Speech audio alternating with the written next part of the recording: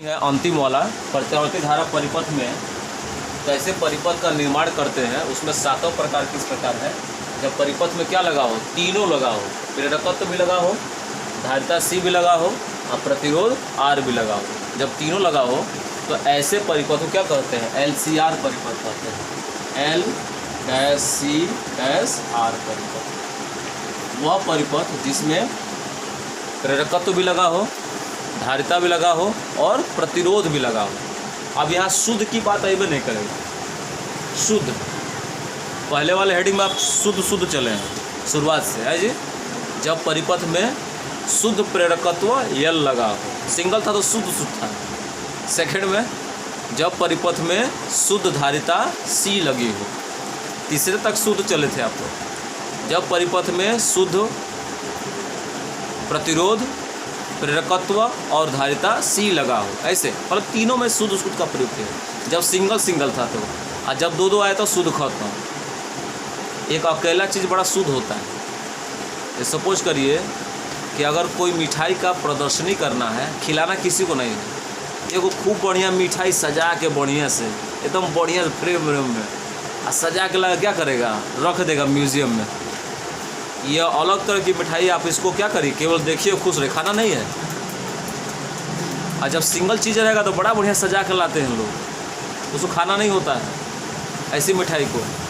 यहाँ मिठाई उसी तरह था। कौन, L, C और R।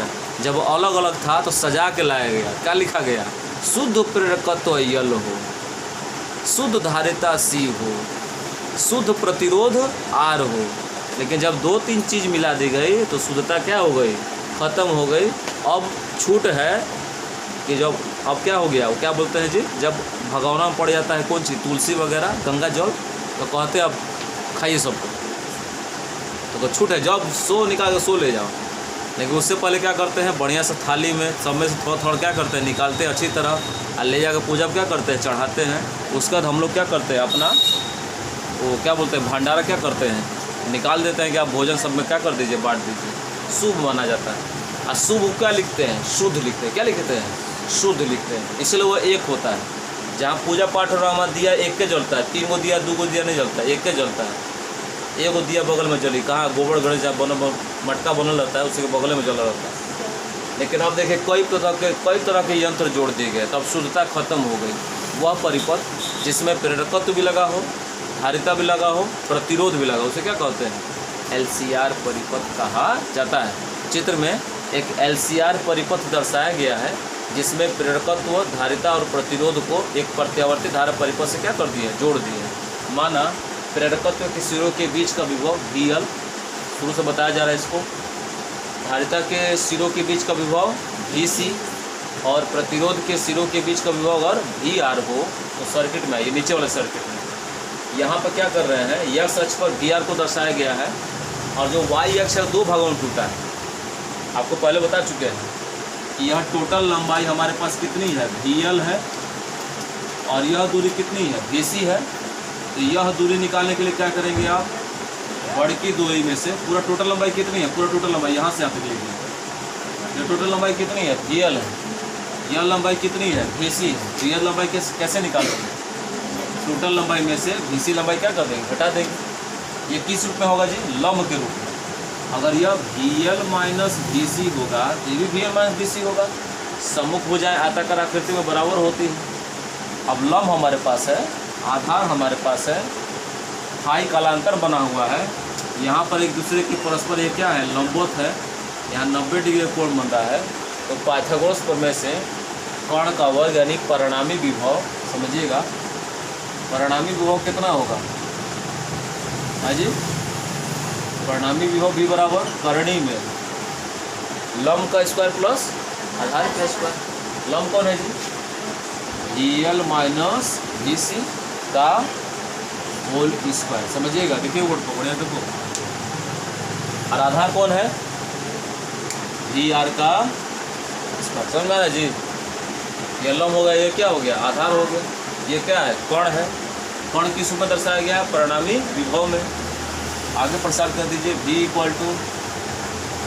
VL का मान कितना होता है, IXL, और इसका वैल्यू आई एक्स सी का होल स्क्वायर प्लस इसका वैल्यू आई आर का स्क्वायर है जी, होगा।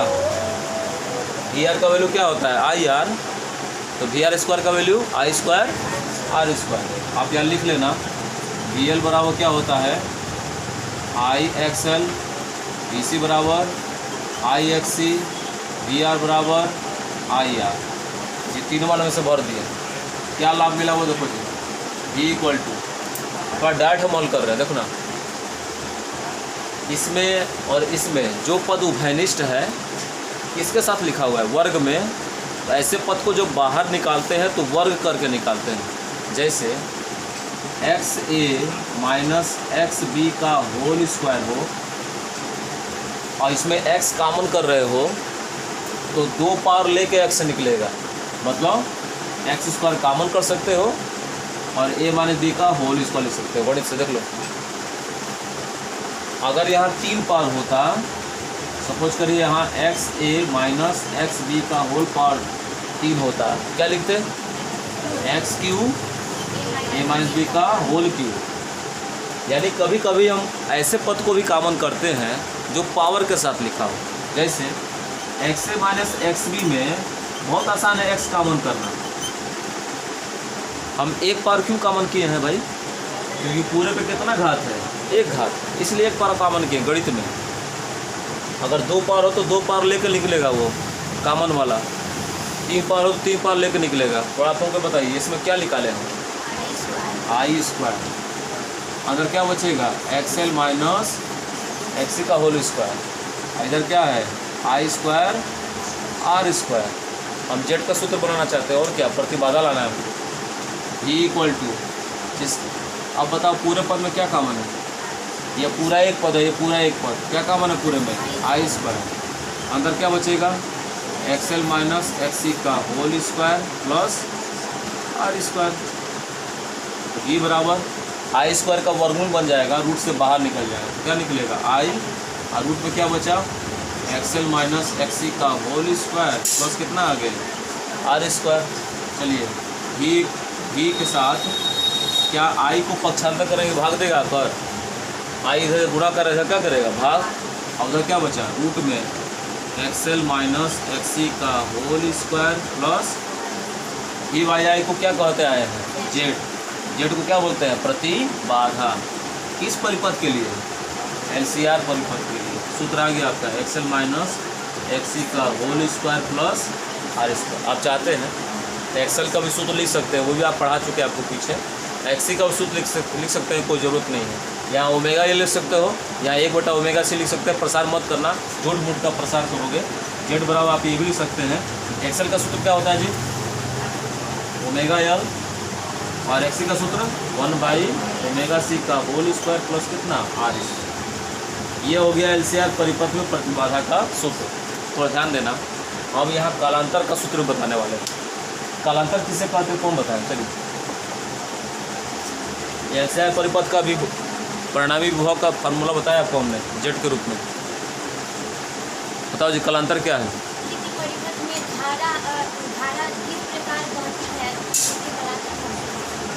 यदि कालांतर क्या हो पाई हो तो किस राशि का प्रयोग करेंगे टेन थीटा का। आइए चलिए, टेन थीटा का सूत्र क्या होता है बाबू, पढ़े हो 9-10 में। हाँ अच्छा वो नहीं, लंब बटा आधार। लाल भाई का वाला बताओ, थीटा की जगह कितना है सवाल में बताइए। 5 लंब कौन है इसमें, लंब कौन है V L minus V C, V L minus V C बटा आधार कौन है वी आर। टेन 5 का एक और सूत्र देखो, वी एल का सूत्र क्या होता है आई एक्स एल, अब वी सी का सूत्र आई एक्स सी, वी आर का सूत्र आई आर। कुछ समझ में आ रहा है। ऊपर क्या कॉमन है आई, अंदर क्या बचेगा X L minus X C बटा नीचे कितना आई से आई क्या हो गया ten 5 equal to X L minus X C बटा आर। अगर कालांतर निकालना हो तो इस सूत्र का प्रयोग कर लेना, प्रतिबाधा निकालना हो तो इस सूत्र का प्रयोग कर लेंगे। चित्र फिर दोबारा आइए।